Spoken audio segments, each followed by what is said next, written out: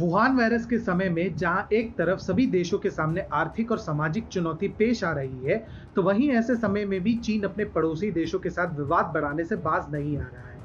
Hong Kong से लेकर दक्षिण चीन सागर और अमेरिका से लेकर भारत तक हर मोर्चे पर चीन बखेड़ा खड़ा करने की भरपूर कोशिश में है। लेकिन भारत और चीन के बीच इस विवाद पर रूस का क्या रुख है, वह आप रूस की सरकारी मीडिया की रिपोर्टिंग देखकर भली भांति समझ सकते हैं। रूस का जिक्र यहाँ इसलिए महत्वपूर्ण हो जाता है क्योंकि वुहान वायरस के काल में रूस ही एकमात्र ऐसा देश है जो चीन का विरोध करता दिखाई नहीं दे रहा है। वहीं रूस के भारत के साथ भी बेहद गहरे संबंध हैं। हालांकि जिस तरह से रूस के प्रमुख समाचार पोर्टल रशिया टुडे ने अपने विचार रखे हैं, उससे अच्छी तरह समझ में आता है कि रूस किसके पक्ष में रहेगा।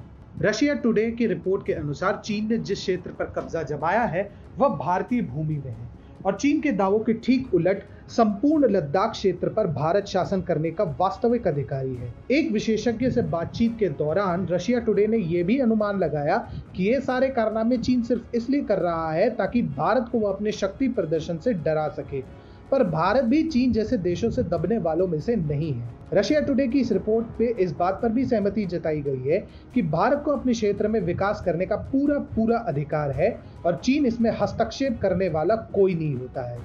इससे पूर्णतया स्पष्ट हो जाता है कि रूस के साथ साथ वहां की सरकारी मीडिया में भी भारत के पक्ष में ही रुख बनता दिखाई दे रहा है। गौरतलब है कि रूस वैचारिक रूप से चीन का काफी हद तक समर्थन करता है, पर जब भारत और चीन में से किसी एक को चुनना रहा हो तो रूस की प्राइमरी चॉइस हमेशा भारत ही रहती है। उदाहरण के लिए जब 1967 में चीन ने सिक्किम पर दावा ठोकते हुए नाथुला और चोला के पास भारत पर आक्रमण किया, तो सोवियत संघ के तौर पर रूस यदि चाहता तो बड़े आराम से चीन का पक्ष लेकर भारत के लिए स्थिति और मुश्किल कर सकता था। पर एक ही विचारधारा के होने के बावजूद कम्युनिस्ट चीन और कम्युनिस्ट रूस में कभी नहीं बनी, इसलिए रूस ने भारत को अपना समर्थन दिया।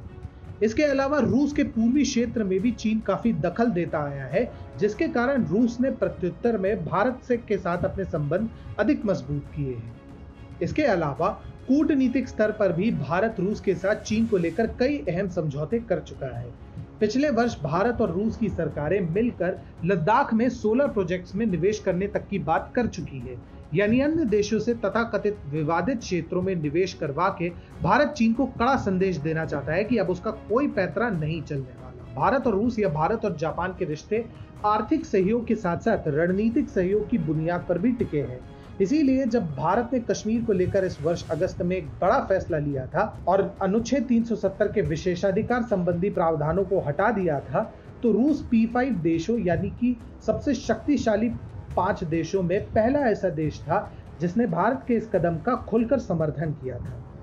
अब रशिया टुडे की वीडियो से एक बात तो पूर्णतया साफ है कि यदि भारत और चीन में कोई बड़ा विवाद खड़ा होता है तो रूस बेशक युद्ध में शामिल नहीं होगा, लेकिन वह बाहर से भारत को ही समर्थन देगा।